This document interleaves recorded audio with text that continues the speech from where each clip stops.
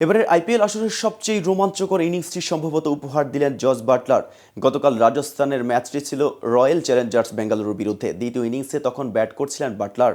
জয়ের জন্য 6 বলে মাত্র 1 রানই দরকার ছিল রাজস্থান রয়্যালসের। তবে সেঞ্চুরির জন্য জস বাটলার দরকার ছিল 6 রান। এমন এক রোমাঞ্চকর সমীকরণে আবেদনময়ী করে তুললেন বাটলার। ক্যামেরন গ্রিনের শর্ট লেন্থের বল মিড উইকেট দিয়ে কাঙ্ক্ষিত 6টি মারলেন বাটলার। দলের জয় তো এলোই, সাথে আইপিএলের নিজের 100তম ম্যাচে ঠিক 100 রানই করলেন ইংল্যান্ড অধিনায়ক। বাটলারের খেলা 58 বলে 100 রানের অপরাজিত ইনিংসে ঢাকা পড়ে গেছে বিরাট কোহলির সেঞ্চুরি। প্রথমে ব্যাট করে বেঙ্গালুরু তোলে 3 উইকেটে 183 রান, যেখানে 72 বলে 113 রানই কোহলির।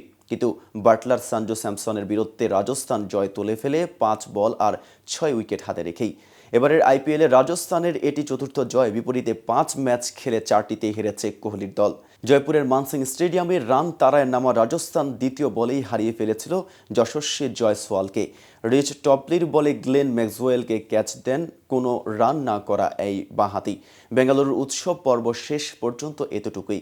দ্বিতীয় উইকেটে বাটলার ও স্যামসন মিলে ধীরে ধীরে ম্যাচ নিজেদের নাগালে নিয়ে যান।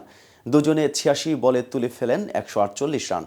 স্যামসাং 42 বলে 69 রান করে আউট হলেও এক প্রান্ত ধরে রাখেন বাটলার, যে কারণে অন্য প্রান্তে রিয়ান পরাগ আর ধ্রুব জুরেলরা হাল ধরতে না পারলেও সমস্যা হয়নি রাজস্থানের। সর্বোচ্চ সেঞ্চুরি যার, সেই কোহলি তার অষ্টম 3 অঙ্কের ইনিংস স্পর্শ করেন 67 বলে। তবে এই সেঞ্চুরিতে সমালোচনাও সইতে হচ্ছে কোহলিকে।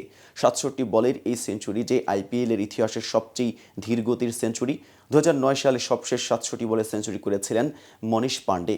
66 বলে সেঞ্চুরি করেছেন 3 জন: 2011 সালে সচিন টেন্ডুলকার, 2010 সালে ডেভিড ওয়ার্নার এবং 2022 সালে জস বাটলার। 3 অঙ্কে যেতে লেগেছিল 66 বল।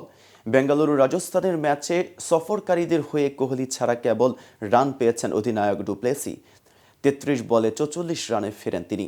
তো বন্ধুরা, বাটলারের ম্যাচ জয়ী এই বিধ্বংসী ও অতি মানবীয় ইনিংসটি কেমন উপভোগ করলেন? ভিডিওটিতে কমেন্ট করে আপনার মূল্যবান মতামত জানাবেন। আর ভিডিওটি ভালো লাগলে ক্রিকেট প্রেমীদের নিকট শেয়ার করতে ভুলবেন না। আজ এই পর্যন্তই। এতক্ষণ সাথে থাকার জন্য ধন্যবাদ। নিত্য নতুন সকল আপডেট পেতে উষারবাণী স্পোর্টসের সাথেই থাকুন।